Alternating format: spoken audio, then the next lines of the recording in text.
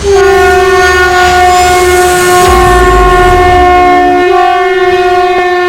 Friends समस्त को नमस्कार जय जगन्नाथ मु पद्मनाभ राउतराय आपण समस्त को स्वागत जनाऊँगी आज मोर यही श्रीमद् भागवत महापुराणर किसी अध्याय को फ्रेंड्स जो भाई मैंने यही चैनल रे नुआ अच्छा सर्वप्रथम दयाकोरी जगन्नाथ नाम आपन गोटे सब्सक्राइब करूँ लाइक करूँ शेयर करूँ आउ बेल आइकन को दबाई दिंतु मुझे यही श्रीमद् भागवत महापुराणर किसी अध्याय अपलोड करी से सर्वप्रथम नोटिफिकेशन आपखे पहुँचे आपण पहुँचले आप सर्वप्रथम यही वीडियो देखी श्रीकृष्णकर जगन्नाथंकर दिव्य लीला विषय रे किछि ज्ञान पाइपर आउ से दिव्य लीला विषय किछि आपण माने जानीपर जानिले आपणकर निश्चित बहुत मंगल हम आउ डेरी नक चलते आम श्रीमद् भागवत महापुराण को बर्तमान आरंभ करने पूर्व टे सर्वप्रथम प्रभु को स्मरण करवा तापर पुणी आम से श्रीमद् भागवत महापुराण किसी अध्याय को पठन करवा। तुम्हें माता च पिता तुम्हें बंधु सखा तुम्हें विद्या द्रविणं तुम्हें सर्व मम देव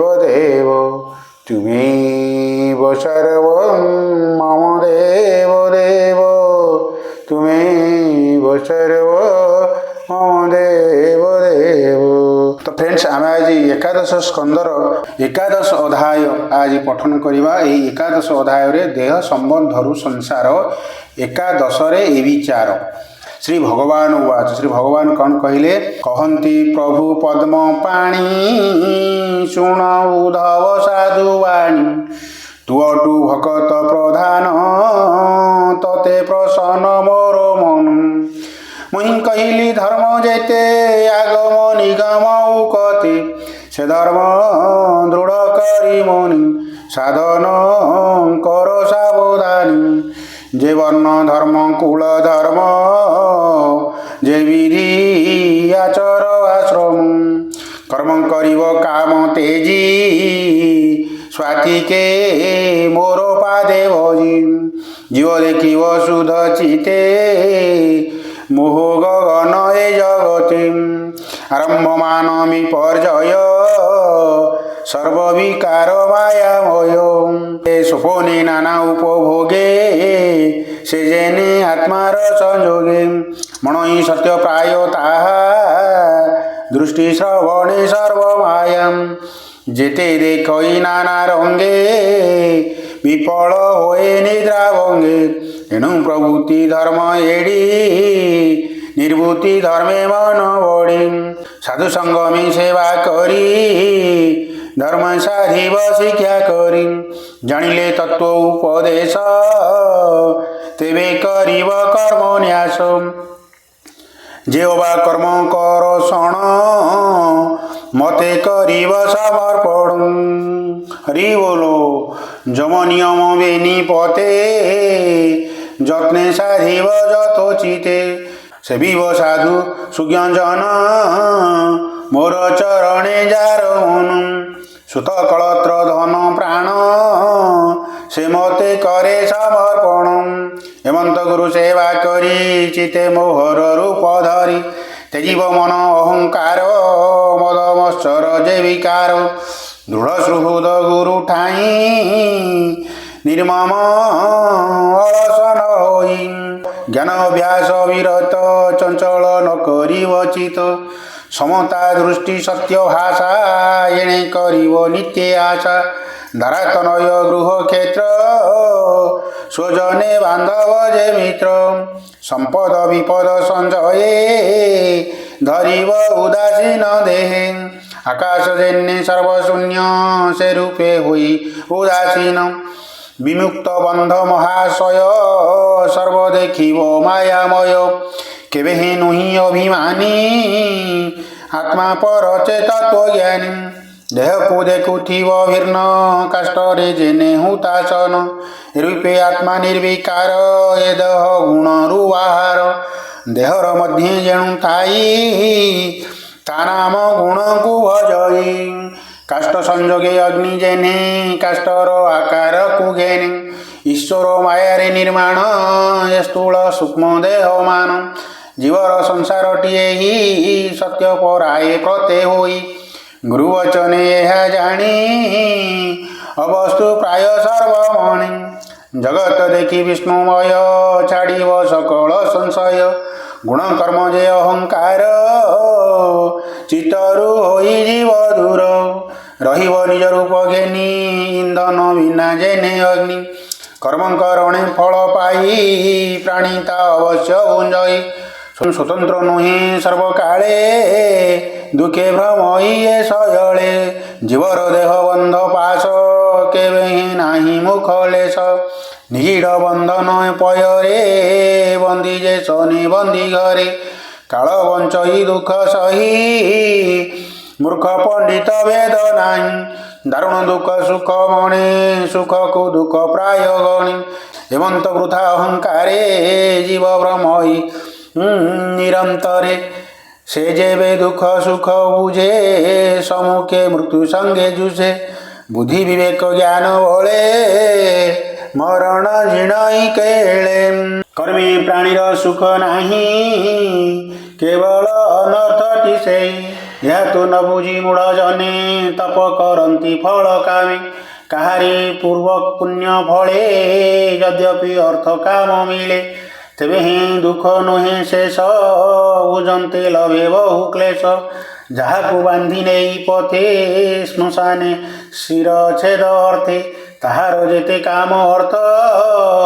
शोषणे नुहति समर्थ संसार देखी शुणी जेते विचारे दुख हे समस्ते मानवश्चर गर्भ लोभ विनाश अपचय भाव ए सर्व दुखर कारण उद्धव यह परिमाण कर्मर फल नाना गति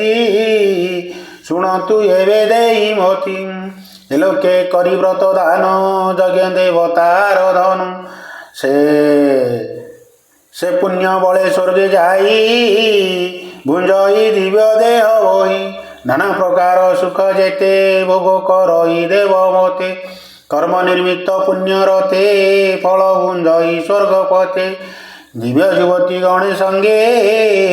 विमाने रमे नाना रंगे गंधर्व किन्नर युवती रथे पारुष पंथी पंथी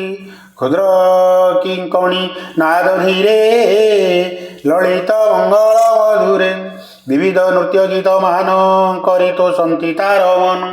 जबत कर्म फूल पुरे तावत सर्व भोग करे पुणी पड़ई कर्म खये संसारे विष्णु माया मोहे एनु अर्जित कर्म पाके जीव ब्रह्मई दुख सुखे असाधु संगे जेते भाव उद्धवे कहती माधव सुकर्मे साधु संग पाई कुकर्मे असाधु मिलई पूर्व विपाक कर्म फले जेवे असाधु संग मिले अधर्म बढ़े दिनु दिन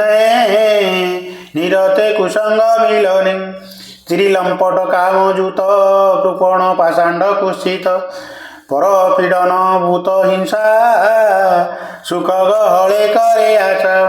यज्ञ करई विधिहीने पशु मारण विधाने कल्पित पितृयज्ञ छले पशु को वध करे बले पूजई भूत पेत्र गणे आत्मार हिंसा न परमाणे जीव मारण कर्म फले नरके पड़े अंत काले मय जंत्रित नाना जोनि भ्रमई जीव आत्मा घेनी स्थावर आदि चारि देहे पशु पतंग कीट होय श्वान शृगाल बीजी गजे ए रूपे नाना जोनि भजे अशेष कोटि जोनि भ्रमी अर्जित कर्मे प्रथ श्रमी हेमंत दुख विशेष किंचित धर्मर सकाशे दुर्लभ मनुष्य शरीर जन्म लभई मर्त्यपुर भाग्ये दुर्लभ देह धरी पुणी ब्रह्मई कर्म करी कर्मटी नाना दुख देई किंचित सुख नाही तहि कर्मे करन्ते पाई देह एणुटी कर्म दुखमय कुबेर करुण अनल ए आदि 10 दिगपाल देखिए कल्प अधिकारी स्वभावे मोर अंशधारी ब्रह्मा मोहर अंश बही सकल सृष्टि से करई मोहर तहु संभवंती निकटे भयानक रहंती गुण सकले कर्म सुजे एणु विषय जीव भुंजे एणु ए जीव कर्ममये अकर्मे दंडे न रहे जादव विषय रे रति गुणे विषम भावे थांती तादव नाना विधि रूपे जीव ब्रह्मई मोह कल्पे जावत नाना भावे छर्ण तावत जीव पराधीन जादव पराधीन होई ईश्वर तहु भय पाई सुख मोहरे होई जुत संसारे भ्रमई तावत मायर बड़े खूब पांती नाना प्रकारे मते चिंती अनेक भ्रमी श्रमे फुटे केबे माया तान टूटे हरि बोलो यमंते गोविंदर वाणी उद्धव बोले ताहा शुणी प्रमाण करी कृष्ण पादे बोले आनंदे गद गदे उद्धव उवाच शुण हे प्रभु दामोदर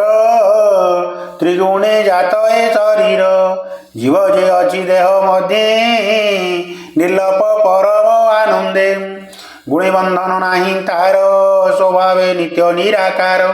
तार बंधन तीनि गुणे तु नाथ बोलु कि कारण केमंते हुए ता बंधन कहे श्री मधुसूदन हरि बोलो किभाबे थाई अंतर्गते संसार विहरे केमंते केते लक्षणी ताहा जानी केमंते भुजे अर्ण पाणी कि रूपे प्रचरई जने आसन शयने गमने तुनाथ मोर प्राणपति भक्त वत्सल दासरथी अच्युत अनंत मुरारी बळे के पारे तोते धरी संसारे बंध मोक्ष दुई केमंते कल्पे तार देई एक अनेक वा केते कही गोविंद सुनिश्चिते हरि बोलो मोहर चिते भ्रम जेते कहली तोहर अग्रति मोहरे ज्ञान दीप जाली अज्ञान खंडवन माली बोलो ये विप्र जगन्नाथ कृष्ण चरणे देई चित उद्धव पचारिले जेते श्री एकादश भागवते सुजने शुण देई चित मुतुंब भृत्यंकर